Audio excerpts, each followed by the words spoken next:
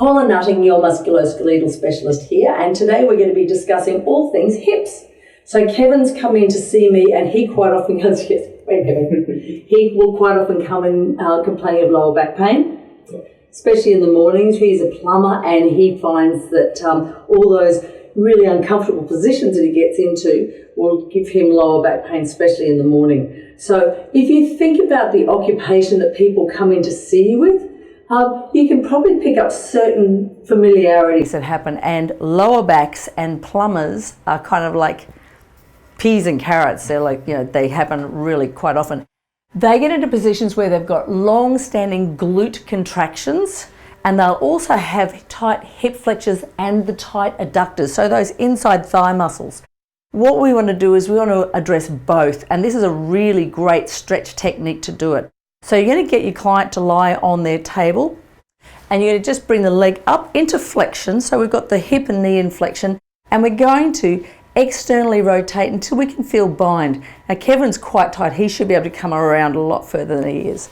And we're just going to apply a little bit of pressure using our body weight to try to direct that leg forward, supporting myself with my hand on his opposite ilium. And we're just drawing down until he gets a deep but comfortable stretch, and that's what you're feeling in there. Yeah. Generally you'll ask whereabouts, and they should be able to point that it's right in that socket region of the glutes. So this is the first part, and you've probably seen this and done this loads of times. But what really makes a big difference in this is that we then take that leg and we draw it back. Keep that knee nice and bent for me, and we draw it back. So we're actually trying to distract those adductors. So we pull down and away. What we're moving is the femoral head more towards the posterior and lateral section of the acetabulum. So we drag and pull. We're distracting, so we're taking the leg away as we're pulling, still in that external rotation. And we'll hold that. How's that feel? That's good. Yeah, it's kind of a nice feeling, yeah? It's really quite supported. Then we'll draw the body forward again, taking his knee into that, getting a little bit deeper range. Yeah. Generally you'll do this 3 times. So through there, grab hold mid-thigh, and if you lean your body weight back, it's great biomechanics for you. So there's no pressure on me, my neck and shoulders are fine, and I'm taking that load with my quads and glutes. And then we would apply a 3rd time, and you can see he's already getting much more spring through here. Now, if they get compressive groin problems, which sometimes you get those people, it's too difficult to give them a stretch like this.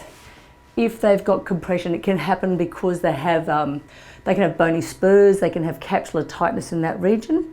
So we've got one of 2 things we can do. We can get a pillow slip and just fold it, pop it in at the groin, at the crutch, and press down when you come into here. So what we're doing is we're creating a wedge.